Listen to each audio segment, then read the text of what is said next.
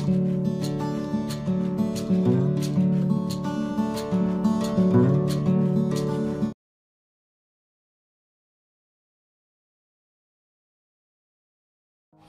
আজি এটা বেলেগ ধৰণৰ ৰেচিপি বনাওঁ।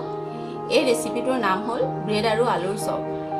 এই ৰেচিপিটো বনাবৰ কাৰণে মোক যিখিনি বস্তু লাগিব সেইখিনি বস্তু হ'ল আলু 3টা লৈছোঁ মই বইল কৰি, পিঁয়াজ লৈছোঁ 2টা মিহি মিহিকৈ কুটি লৈছোঁ, ব্ৰেড লৈছোঁ, ব্ৰেডৰ চাৰিওকাষটো মই কাটি লৈছোঁ, ভাজা বাদাম লৈছোঁ কেইটামান, অকণমান ধনিয়া কুটি লৈছোঁ আৰু কেঁচা জলকীয়া 2টা মিহি মিহিকৈ কুটি লৈছোঁ।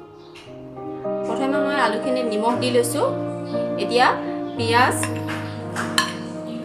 বাদাম আৰু কেঁচা জলকীয়া ধনিয়া পাতখিনি গোটেইখিনি একেলগে মিক্স কৰি মই এতিয়া আলুখিনিৰ লগত এইখিনি ভালদৰে সানি ল'ম।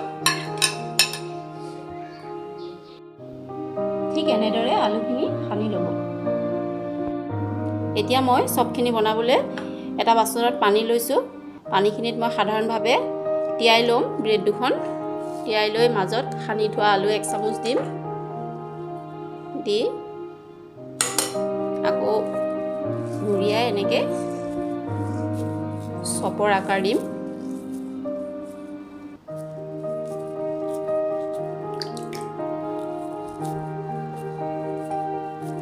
এনেকৈ মই গোটেইখিনি ব্ৰেড আলুৰ মাজত আলুখিনি ভৰাই পেলাই এনেকৈ বনাই ল'ম। এতিয়া কেৰাহীত তেল গৰম হৈছে, মই চবকেইটা ভাজি ল'ম।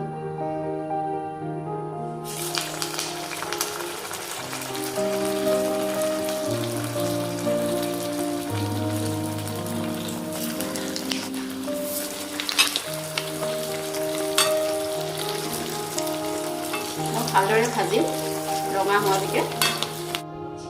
এয়া চব 3টা মই নমাই ল'লোঁ আৰু বাকী চবকেইটাও একেদৰে ভাজি ল'ম। এয়া আজি ব্ৰেড আৰু আলুৰ চব ৰেডি হ'ল। আপোনালোকেও নিশ্চয় ঘৰত বনাই চাব। আকৌ নতুন ৰেচিপিৰ সৈতে পুনৰ লগ পাম। আজিলৈ ৰাখোঁ।